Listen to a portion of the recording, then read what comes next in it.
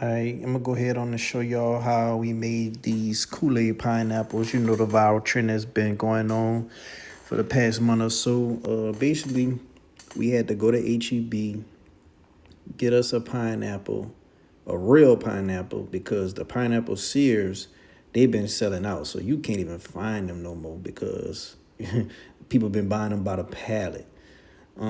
Everybody's trying to get on this trend, so it's very hard to come across the sears in a jar. So you just got to do it homemade, man. Get you a pineapple, cut off each side of the skin, cut off the hair of the pineapple, what I like to call it, and then once you do that, you get them into two halves, cut it down in the middle, and then after that, you're just gonna slice them individually and make the homemade sears, yourself with the knife.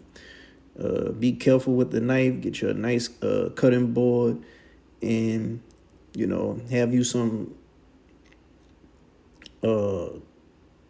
plastic right on the side of you so you could put all your sears in, before you get ready to put them in a jar.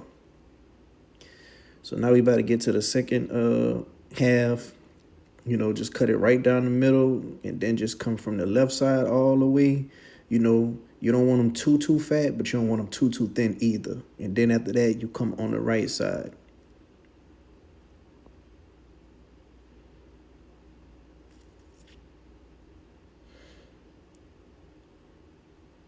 You also gonna need a jar for this. It'll be best to get a metal top jar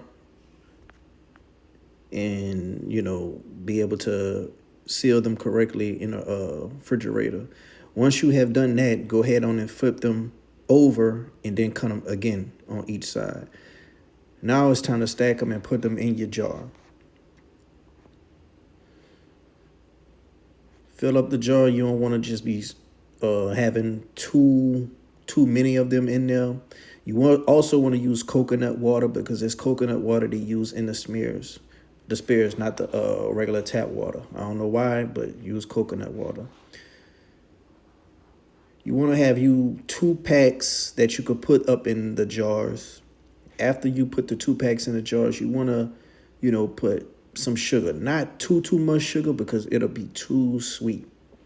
We have a wooden top. You got to be careful with when you shake it up, because some of these jars, are kind of cheap. So you want to make sure you get you a nice sturdy jar when you shake them up. It got to be shaked up nicely, and you could just take the water out and put it in a separate cup and mix with a spoon. That'll be the best way to mix your Kool-Aid and sugar up in these. Also, you want to store them in the refrigerator for a good 6 hours, or store them overnight.